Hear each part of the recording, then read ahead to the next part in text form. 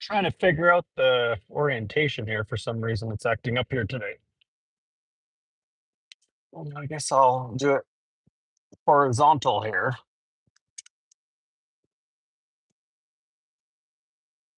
Let's try that. Dip out and dip back in for a second.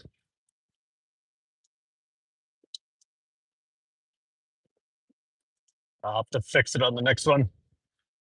So, what's everybody up to today? Probably a lot of people at work right now. No big deal. So, I wanted to just talk about. I actually have a lot of people ask me about like I've had a bunch of different campers over the years, and I tow. I obviously tow stuff with them. I I'm on the road. Like I sometimes I'll go pick up cars or I'll whatever. So I'll kind of give you the rundown here. Sorry of what I've kind of had over the years. So I've tried a bunch of different options. Most of them just kind of like leading back to fuel economy. I try to get the best fuel mileage possible or the best cost overall. So maybe like I'll give you an example here. So I've had so the last truck I just sold there, for example, that was a 2015 or 16 Silverado 2500. It was a gas.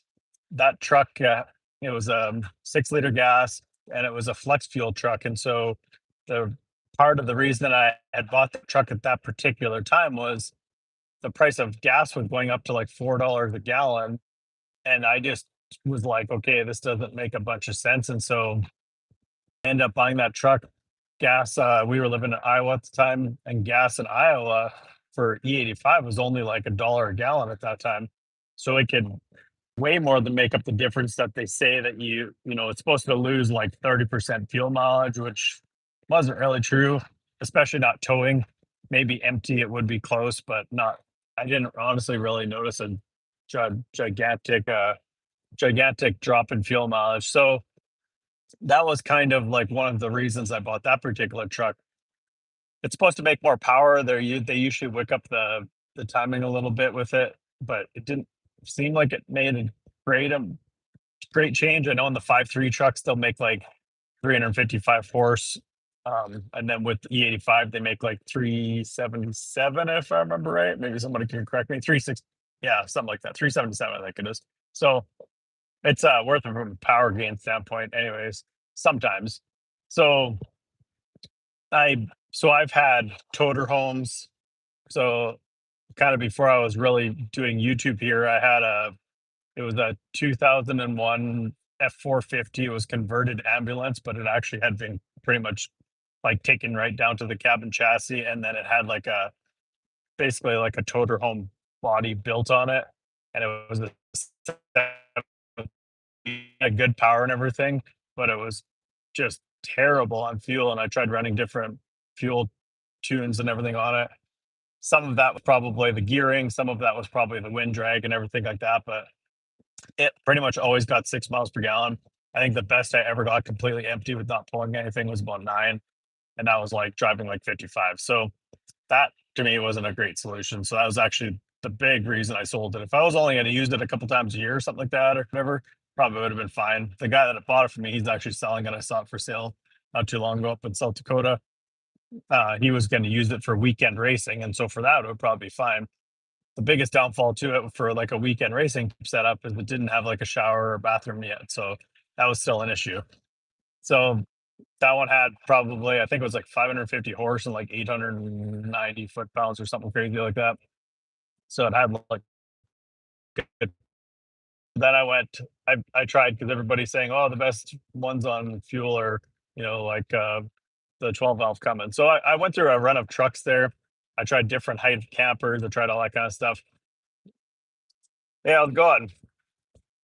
So if you looked at the thumbnail there, one of what I actually have right now, it's actually just it's a 2015 Ram 2500. It's a 6.7 Cummins. It's a cleaned up stock tune and some of the emissions problems dealt with. So I had some issues early on. You saw that. So it is good because it has tons of power. You don't need the tune in it. Like it's definitely got a little bit more power than stock, but it's not turned up. It's basically just cleaned up because they run them pretty rich from the factory and things like that. So it'll pull. I mean, you could pull 15,000 pounds behind it with this truck camper on it, and it wouldn't be a problem. The the camper I have on here, so you have to think about that when you're towing. You'd have to kind of measure for yourself there, but most of the truck campers have some sort of an overhang. This particular one doesn't. This is called an 8'6" camper, and so it doesn't even hang over. So it goes a little bit past the tailgate. It has lights on it, so if you want to hook up the tail lights and stuff to it, you can. You can actually still see the tail lights on this one, so that's good. Um, but it does drag a lot of wind, and so this truck is pretty good though.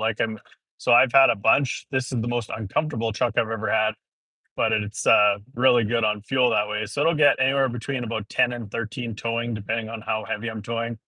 Um, if you're say like 6 to 8,000 pounds, it probably would get 12 to 13. If you were like maybe over 10, it would probably get more like probably 10. The worst I ever saw actually was yesterday.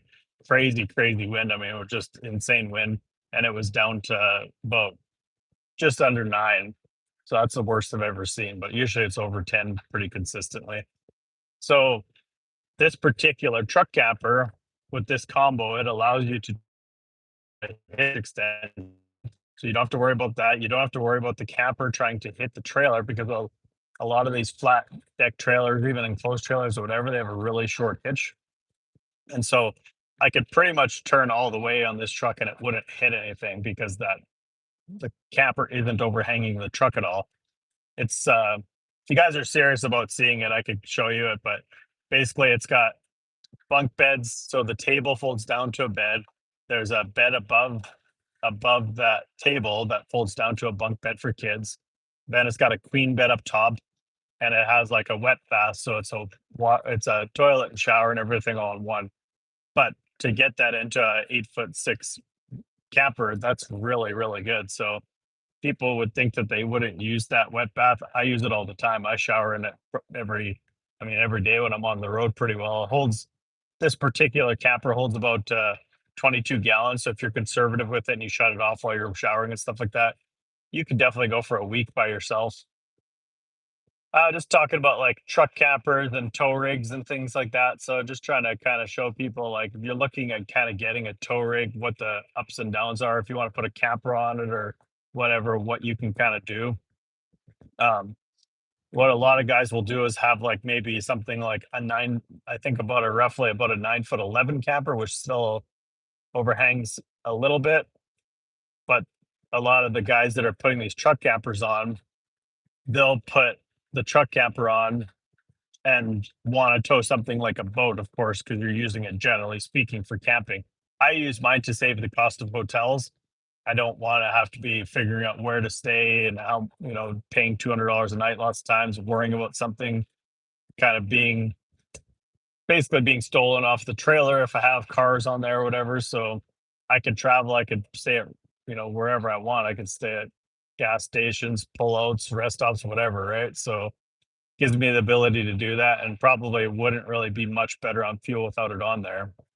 So with that being said, before I had this truck, I had the last truck that I had, and I had that it was a gas truck, and I actually had almost the same camper as this. Was a little bit longer, just barely, but it was actually a pop top camper. And so being a pop top like that, of course, especially in that particular truck not being a diesel, it was way better for towing. Like it didn't drag all that extra wind and stuff. You really honestly, I think it weighed about 1,800 pounds as well, but you didn't even notice it there. But the downsides to it, and in that particular camper, you so that exact camper I probably would never buy again for this exact reason. The main reason that I sold it was when you go to set it up at night, you have to crawl in there. There's a crank, you have to crank it up, you have to lock in these locks, which isn't the end of the world.